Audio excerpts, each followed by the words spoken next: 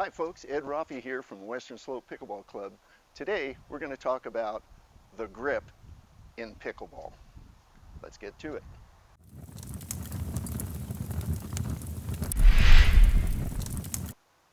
So today's quick tip is on how to hold the pickleball paddle. Now most of us come from a tennis or a racquetball background, and we're used to changing grips between backhand and forehand. While you can get away with that at the baseline, you just won't have time to do that if you're up at the non-volley zone. And being at the non-volley zone is really where you want to be in order to win in pickleball. In pickleball, you hit a shot and it's back in your face in a split second. You don't have time to change grips most of the time. In tennis and racquetball, even though they're hitting it way over 100 miles an hour, you have time. Not going to happen in pickleball. So most players would recommend that you keep a continental grip in pickleball.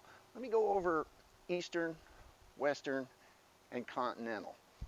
Bear in mind, none of this is carved in stone. A lot of people do a lot of different things and it works well. You just have to find out what works for you. But I'm going to show you what most players do and what most of us recommend.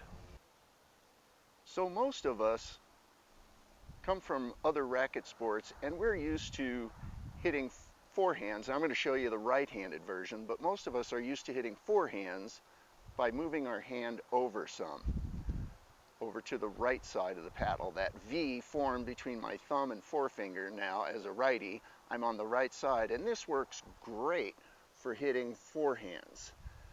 Unfortunately, when you go to hit a backhand, it tends to pop the ball up. Not good. Just the opposite. When we hit backhands in other sports, we move that V from our thumb and forefinger over to the left side of the paddle, and it's great for hitting backhands. But then when you go to hit a forehand, you end up popping the ball up there also. The easy solution is to hold a continental grip. That's where the V from your thumb and forefinger run pretty much along the paddle edge. And you just grip it straight down. Some people call it a handshake grip. It's also kind of like hitting a nail with a hammer.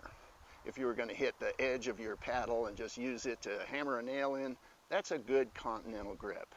If you want to put your finger up on the paddle edge guard, that's fine. If you have it on the face of the paddle, it's okay too, but you might take a few shots in the finger. If so, you might consider putting it on the edge guard, but that'll keep it stable. This grip is great for both backhand and forehand. It works fine for either one. You can change grips quickly and hit anything you need to hit. Continental grip, highly recommend it.